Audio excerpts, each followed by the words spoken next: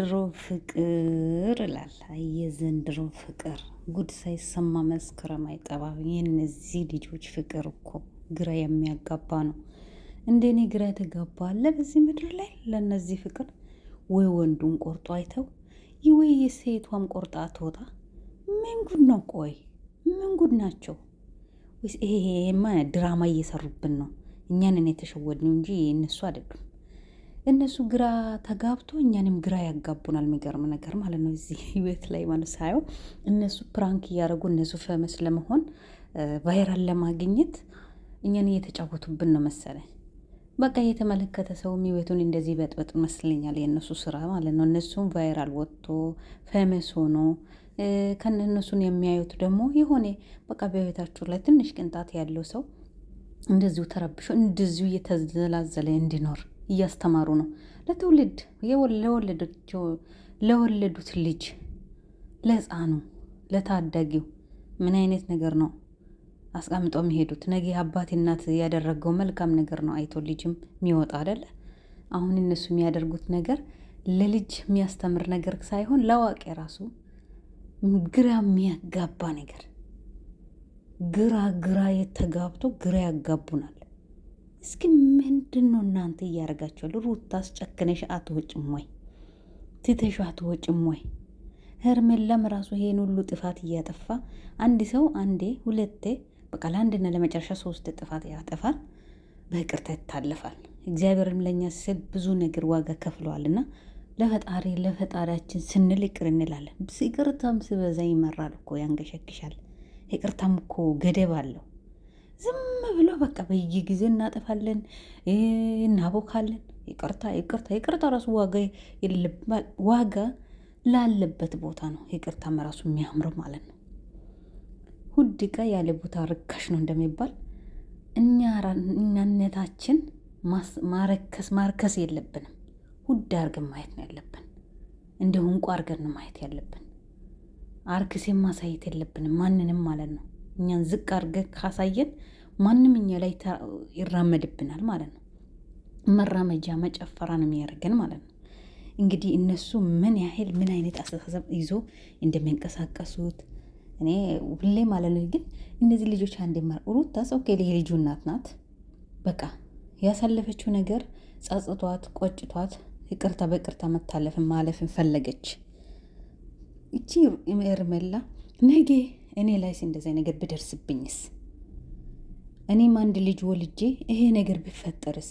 እኛ ሴቶች ስንባል እውር ነን መስለኛል አንዳንዴ። እኔ ግን እግዚአብሔርን እንደዚህ አይነት ነገር ህይወት ውስጥ ግን አልገባም። በቃ አንድ ህይወት መስርቼ ከኖርኩት ኖራለሁ። በቃ ሳይፈልግ ሄደ አይደለ? ሄደ በቃ። ልጅን አሳድጋለሁ። ልጅን እግዚአብሔር ሰጥቶኛል፣ አሳድጋለሁ። እሱ ቂጥ ውስጥ ወንድ እንደሌለ ምን ነው ራስን ማረክ ሰው ራስን ማሳድበው ቤተሰብንም ማሳድበው ምን ነው? ወንድ ጠፍቶ ነው በሀገር? መጀመሪያ ይቅርታ ለይቅርታ ማለት ነው። ጥፋቱን አምኖ መጥቶ ይቅርታ ሲጠይቅ ያን መቀበል ሲገባት፣ አሁን ደግሞ በቃ ከሄደ በኋላ ውሻ ጨዋል እንደሚባል ልጁ ወንድ ልጅ ታግሶም ይጨክናል። ሴት ልጅም እንደዛ ማለት ነው። ትዕግስት ሲበዛ ራሱ ይመራል። መታገስ ትታገሳላችሁ። ለነገሮቹ ነገ የተሻለ ይሆናል እያላችሁ አዲስ ቀን ይመጣል እያላችሁ በትዕግስት እናልፋለን። ትዕግስት ሲበዛ ጭንቅላት ላይ ይወጣልና ከዛ በኋላ በቃ ተስፋ ትቆርጣላችሁ። ነገሮችን ሁሉ ወደ መወሰን ትሄዳላችሁ ማለት ነው። ሰው እኮ ጥሩ እንደሆነ አይቆይም። ለምን? ሰው ነው ክፋትን የሚያስተምረው። ክፉ የሚያረግም ሰው ነው፣ ጥሩ የሚያረግም ሰው ነው። ከጥሩ ሰው ጋር ከዋላችሁ ጥሩ ትሆናላችሁ። መጥፎ ሰው ጋር ስትሆኑ ደግሞ መጥፎን ትማራላችሁ። ዛሬ ላይ ግን የእነዚህ ልጆች ህይወት ለወለዶች ልጃቸው ሲሉ ነገሩን መጥፎ ነገርን እንደዚህ አውጥቶ ባያስተምሩና ባያሳዩ ጥሩ ነበር። ግን ልጃቸው ነገ ያድጎ ወንድ ልጅ ነውና የአባቱን የእናቱን ነገር ሲያይ፣ በተለይ ደግሞ ሴት ልጅን በዚህ ልክ መበደል ወይንም ማስለቀስ ጀግንነት አይደለም። ሲበዛ ደግሞ በጣም ያስጠላል። ፈጣሪም እኮ ያለ ምክንያት አይደለም የሚቆጣ። በስቶበት እንደ ሰው ቢሆን ኖሮ እስካሁን ድረስ አያስቀምጠንም፣ እዛው ድምጥ ማጣችን ይጠፋ ነበር። ፈጣሪ ግን እንደ ሰው አይደለም፣ ታጋሽ ነው፣ ይቅርባይ ነው። እኛ በምናጠፋ ልክ ሳይሆን እሱ እንደ ምሕረቱና እንደ ቸርነቱ ነው እኛን የሚያየን ማለት ነውና እኛ ደግሞ ፈጣሪ ይቅር ስለን የባሰ እያጠፋን መሄድ የለብንም። አስተዋይ ቆመን ማሰብ የሚያስብ ሰው ነው መሆን ያለብን። ለምን አንዴ ሁለት ሶስቴ ወይ ልንሳታት እንችላለን። ከዛ ካለፈ መማር ሲያቅተን እየተጃጃልን እዛው መቧካት ምንድን ነው? የወለዳችሁትን ልጃችሁን ማሰብ ነው ያለባችሁ። እኛ ለላይፋችን ስንል በቃ በስሜታዊ ሆነን ህል ውስጥ ገብተን እኔ አልሸነፍም በማለት ይሄ ነገር ልናደርግ እንችላል። ነገ ይሄ ልጄ ምንድን ነው ተምሮ የሚወጣ ምንድን ነው አይቶ የሚወጣ የሚባለውን ነገር ቆም ብሎ ማሰብ ያስፈልጋል። ዝም ብሎ እንደመጣ ማለት አይደለም። እኔ አንዳንድ ሳስብ ህይወት እንዲህ ቃቃ ጨዋታ ሆነዋል መስለኛ በአሁኑ ጊዜ ማለት ነው። እና ሳስቡ እንዴት እንደ ሰው እንደሚያስብ ህይወቱን እንዴት መምራት እንደሚፈልግ እንደ ቀልድ ነው እንደ ወያዝ ነው እንደ ቃቃ ጨዋታ ነው ወያዝ ነው። እኔ አልገባኝም። ህይወት እንደ በቃ እንደ ምንም ማድረግ ጀመርን። በጣም ነው የሚያሳዝነው በአሁኑ ጊዜ የኛ ትውልድማ በቃ እርስ በራሳችን ጦርነት እየከፈትን የምንሄድ ነው የሚመስለኝ ማለት ነው። እስከዛ ለወለድን ልጆችም ደግሞ ይሄንን ጸባያችን እያስተማርን ሚዲያ ላይ የወጣ ነገር ነገር ልጅ አድጎ ስልክ ይይዛል። ማንም በሰውም በቴሌቪዥንም ያያል። በቃ አባቴና እናቴ ይሄ ነው የሚባለው ነገር ጭንቅላት ውስጥ ይቀረጻል። በቃ መጥፎ ነገር ነው የሚያስበው። እንዴት እንደዚህ ያደረጉ ምን ሆኖ ነው ምንድን ነው የሚባል ነገር ጥያቄ ያፈጥርበታል። ይሄ ነገርን መገንዘብ ያስፈልጋል። ዝም ብለን እንደመጣልን እኛ ለመፈመስና ለእይታ ብለን ይሄን ነገር ማድረግ የለብንም። ወንድ ልጅም ስትባል አንድ ሴት ላይ ወንድነትን አሳይተ ቆፍጣን ብለን ለትዳር ስትኖር እንጂ አስር ጋር ስህየርክ ስትረመጠመጥ ይሄ ጀግንነት ወይንም ወንድነት መግለጫ አይደለም። ወንድ አንተም ወንድ እያሰደብክ ነው። ሴቷን ሴትነትሽን ስታረግሽ ሴቶችን እያሰደብሽ ነው።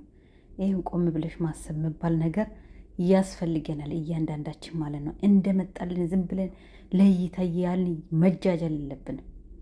ምንድን ነው ሁሌ መጃጃል? አይደብርም እንዴ? ሰው እኮ ከአንዱ ይማራል። በቃ በእርግዝናሽም ካገባሽ ጊዜ ጀምሮ ብዙ ፈተናዎችን አሳልፈሻል። ይኸውልሽ እርግዝና ጊዜሽ ላይ የተሰቃየሽን ስቃይ ያህል ከአሁን በኋላ አትሰቃይም። ያኔ ማን ነበረ? ሁለት ነፍስ ሆነሽ ስትንገላች ስትሰቃይ ያ የመጣ ሁላ አሁን ስከፍትብሽ ቤት ቀይሬሽ ሁለት ነፍስ ሆነሽ ማለት እንደዚህ ስትዟዟሪ የነበርሽ ሳለ ተስፋ ቆርጠሽ ጨካኝ ሆነሽ ነበር። አሁን ሁለት ሆነሽ ልጅሽንም ለዚህ አብቅተሽ ምን አርመጠመጠሽ? ልጅሽ እንደሆነ እግዚአብሔር የሰጠሽን ፍጡር አንቺም ጠንካራ ጎበዝ ነሽ፣ ሰርተሽ ታሳድጊያለሽ። ሌላ ምንድን ነው? ምን ያስፈልጋል? በቃ ከማንፈለግበት ቦታ ላይ መገኘት የለብንም። ራሳችንን ማርከስ የለብንም በፍጹም ማለት ነው። እኛ ጎበዝ፣ ጀግና፣ ቆፍጣና ነው መሆን ያለብን እንጂ ራሳችን ዝቅ አድርገን ማሳየት የለብንም በፍጹም ማለት ነው። እና ወንድ ልጅም ብዙ ጊዜ ዝቅ ስትሉ በቃ የሆነ እንዴት ነው እንደ መርገጫ እንደ ድልድይ ያደርጉብናል። ስለዚህ መሆን እንደዚህ መሆን የለበትም በፍጹም ማለት ነው። ስለዚህ አንዳንዴ በቃ የምናደርጋቸው ነገሮች ለኛ ልመስሉን ይችላል ጊዜው፣ ግን ነገ ላይ ዋጋ ያስከፍለናል እያንዳንዳችን ማለት ነውና ጥሩ አይደለም። ቆም ብለን ብናስብ እስኪ እውነት እንዲህ እኔ ማለት ነው የተሰማችሁ ሀሳብ አስተያየት ኮመንት ላይ ብታስቀምጡና ብንወያይ ደስ ይላል። እኔ ደስ ይለኛል ብዬ ነው ማስበው ማለት ነውና እንዴት እንዳያችሁ እናንተ አላቅም። እና አንዳንዴ በቃ የምናደርጋቸው ነገሮችን እያስተዋልን ብናወራ ብናደርግ ደስ ይላል። እንደመጣብን ባናወራ ጥሩ ነው።